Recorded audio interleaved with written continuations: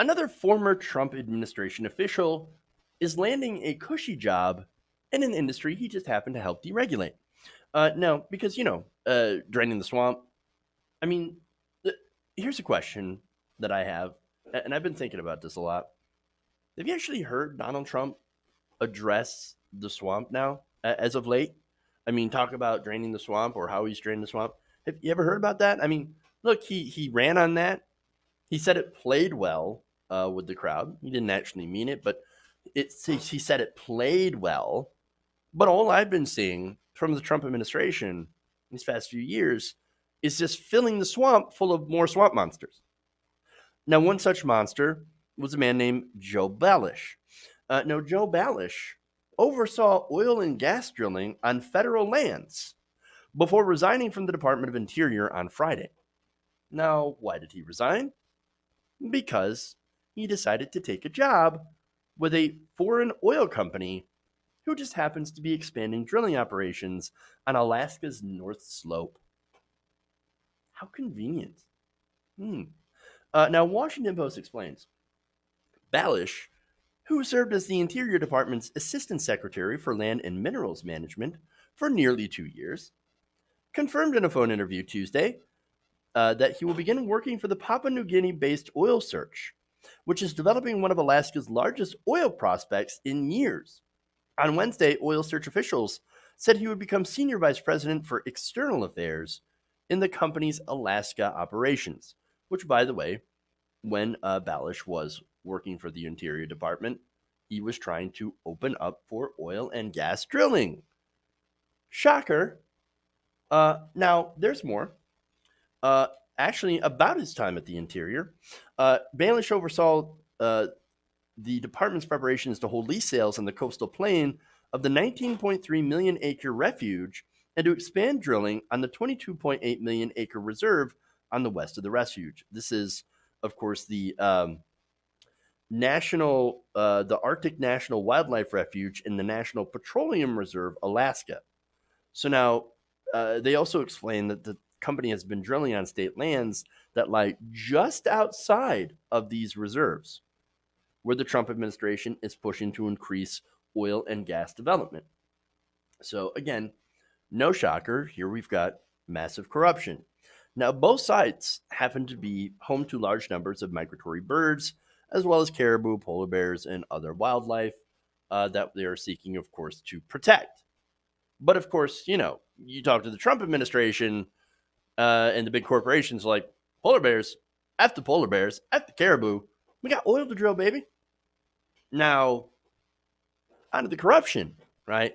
So now him working for the oil company that wants to drill in these areas after previously working at the department that wanted to expand drilling into these areas, that would seem like a conflict of interest, wouldn't it? Now, Baelish assures us that that is not the case. He said that even though his new role, he would oversee employees who would work with the federal government on energy policy. He would abide by the Trump's ethic pledge, barring appointees from lobbying their former agencies for 5 years. Now, have you ever seen anyone honor a ethics pledge in the Trump administration? Ethics. Ethics. We're talking about ethics here. This is the most unethical administration I have ever seen. But he makes sure to say, "Well, I'm not going to be lobbying myself. No. I'm just going to be the supervisor for the rest of the lobbyists." Well, that's the difference. Oh, I see. Okay. No, dude, that's basically the same thing.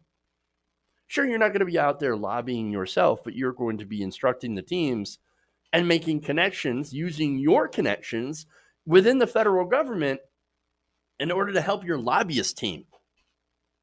Again, not a big difference.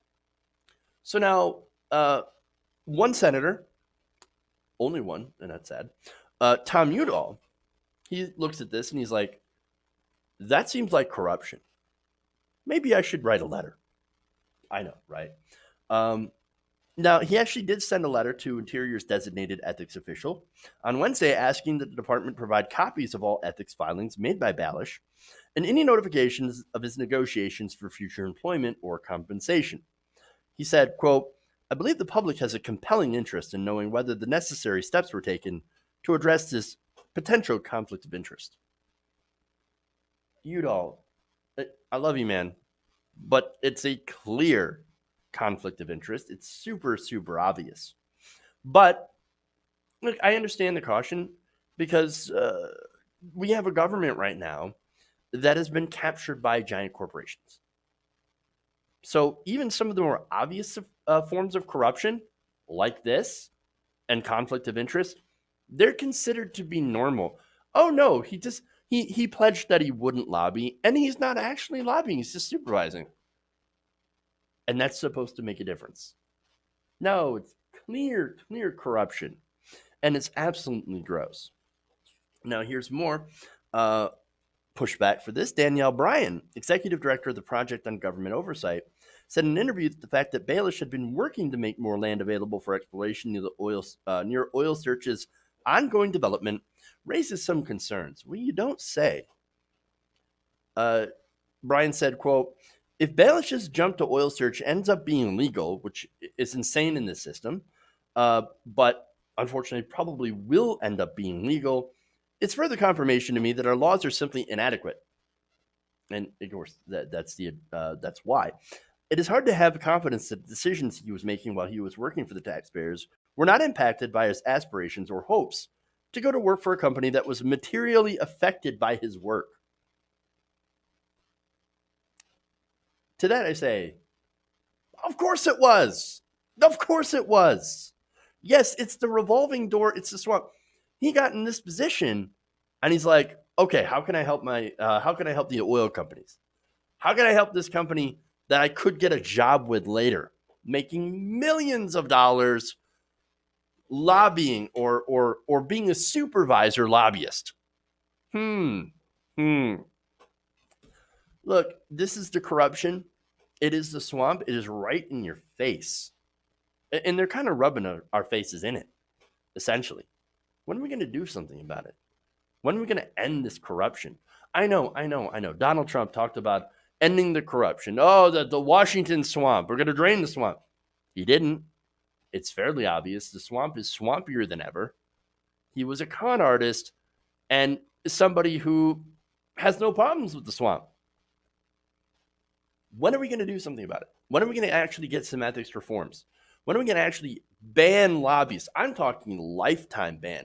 You serve in government, you will not be able to lobby at all. 5-year limit, it's a joke.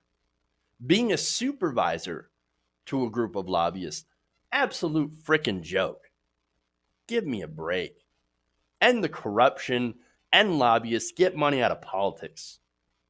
Now, if you're not convinced already that this is bad, that this is corruption, let me give you some more examples of what Baelish did, the kind of relationship he had with this particular oil company. On April 17th, 2018, when he was still in the administration, Baelish had a video call with Kieran Wolf, Oil Search Executive Vice President and President for Alaska. Nearly 7 months later, after that video call, Baelish took part in what his calendar described as a, quote, oil search presentation. Oh, no, there's nothing weird about that. This is a private company that's doing a presentation, and he took part in it. It's not as if he was watching the presentation. No, he took part of the presentation. This June, both Baelish and Wolf also appeared as featured speakers during a membership luncheon of the Resource Development Council in Anchorage. All of this is all while he was working in the Interior Department. Like obvious corruption. Obvious. Yes, he was working for them while he was supposed to be working for us. And now he's going to get a fat paycheck. And look, even before he joined the Trump administration, and it's not as if they just picked him because, oh no, you'd be good for the Interior Department. You know what you're doing.